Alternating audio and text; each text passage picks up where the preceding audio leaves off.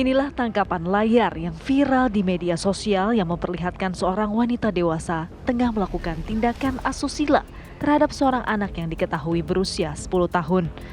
Rupanya pelaku adalah ibu kandung dari korban sendiri.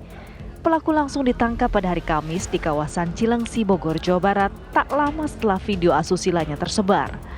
Dari pengakuan tersangka, dirinya nekat melakukan hal tersebut lantaran melihat adanya tawaran untuk mendapatkan uang dari akun Facebook Ica Sakila. Namun usai melakukan perbuatan tak senonoh, pemilik akun Ica Sakila tak juga memberi uangnya.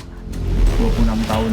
Awalnya tersangka melihat ada di beranda Facebooknya tersangka muncul transfer uang. Orang yang memberikan uang, menjanjikan pekerjaan.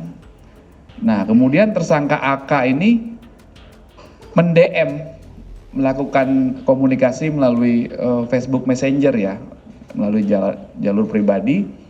Gimana caranya dapat uang itu? Ini inisiatif dari tersangka AK awalnya. Atas tawaran-tawaran dari DM itu, dari laman Facebooknya IS. Laman Facebook ini sama dengan laman Facebook yang ditangani oleh Subdit Siber, sama. Ternama Ica ya, nama akunnya. Sama dengan kasus ibu kandung mencabuli anak kandungnya sendiri di kawasan Pondok Aren, Tangerang Selatan sebelumnya. Kasus ibu kandung yang belakangan viral ini juga diperintahkan oleh pemilik akun Facebook Ica Sakila untuk merekam perbuatan cabul tersebut. R tega melakukan pelecehan seksual terhadap anak laki-lakinya sendiri yang masih berusia 5 tahun dan merekam aksi bejatnya tersebut. Pihak kepolisian kini masih memburu otak dari kasus ini. Dari Jakarta, Robin Freddy, TV One mengabarkan. Mana aja gitu. Ya, dua kasus yang serupa di mana ibu-ibu yang tega untuk mencabuli anaknya karena diiming-imingi uang 15 juta. Awalnya ibu tersebut dihubungi oleh salah satu akun di Facebook begitu ya. Kemudian mengirimkan foto porno dirinya, ternyata itu menjadi ancaman untuk dirinya. Dimintai lagi oleh pelaku kabarnya. Diancam ya? Diancam lagi. Kalau tidak mau mengirimkan video porno akan disebarluaskan. Akhirnya setelah dikirimkan video porno tersebut, akun tersebut tidak bisa dihubungi lagi. Apakah ini memang sebenarnya sindikat atau ada jaringan juga untuk melakukan penipuan terhadap ibu-ibu tersebut? Apakah cukup menyelesaikan kasus ini di ranah si ibu-ibu ini saja? Atau diburu, diuber? Harusnya memang dibongkar secara terang benderang ya, Via. Kita akan menghadirkan dua narasumber di studio. Sudah ada Prof. Adrianus Meliala, kriminolog UI. Selamat pagi, Assalamualaikum Prof. Terima kasih diundang. Terima kasih juga sudah hadir. Kemudian juga ada Mas Pratama Persada, pakar keamanan cyber. Assalamualaikum, selamat pagi Mas Pratama. Saya mau ke Prof dulu. Ini melihat sebenarnya kan kita miris ya. Ibu-ibu ini selain juga pelaku menjadi korban juga penipuan sebenarnya ya. Apakah kalau Prof melihat sebenarnya ini modus-modus ini memang kerap ada dan ini justru semakin besar. Sindikat dalam arti bukan hanya pelaku-pelaku yang perorangan. Yang jelas bahwa korbannya itu across generation ya, lintas generasi. Jadi jangan diasumsikan bahwa ini hanya terjadi pada konteks ibu-ibu. Oh, random berarti? Ya, ada kalangan terdidik juga kena, ada kalangan yang berpangkat juga kena, gitu ya. Semuanya dengan modus ancaman. Nah, cuma memang hal yang baru, yang paling nggak yang dari segi saya yang saya dengar adalah soal bahwa kemudian setelah dia dijebak karena dia sudah punya foto porno dari si ibu ini, kemudian dia meminta foto tentang anaknya. Ya, ini satu hal yang baru dan menurut saya ini menjadi membuka adanya satu koneksi antara kejahatan cyber dengan kejahatan prostitusi anak. Saya tadinya mengasumsikan bahwa dua hal ini berbeda, genrenya, orang-orangnya. Ternyata sama nih. Artinya ada hal yang menghubungkannya. Ini membuat kita harus berpikir dua kali terkait dengan keseriusan kita menghadapi masalah ini. Mungkin itu dulu. Nah, beberapa waktu lalu kan nggak usah kan Polda Metro Jaya juga kan berhasil mengungkap jaringan prostitusi anak itu tadi ya, video porno anak dan lain sebagainya. Adakah mungkin kaitan dengan hal ini, dengan sepak terjang pelaku kejahatan prostitusi anak ini? Kalau melihat dari pertama besarannya pihak yang terlibat ya, yang bermain di bidang ini, dan yang kedua adalah mudahnya. Nanti soal mudah nanti Pak Pratama ya, menggunakan teknologi untuk kemudian menjebak orang. Saya menduga bahwa ini nggak terkait. Artinya pemainnya beda. Pemainnya beda, orangnya juga beda. Korbannya juga dicari dengan random. Kan sama kan begitu kan ibaratnya. Video betul porno sekali. anak. Jangan lupa bahwa dunia prostitusi anak melalui cyber itu menempati kalau nggak salah angka keempat dari transnational crime, kejahatan transnasional yang memiliki nilai jual.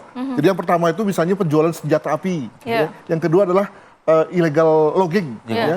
Nah, yang keempat adalah soal prostitusi. Mengkhawatirkan berarti. Jadi duit semua ya? ini. Gitu. Iya.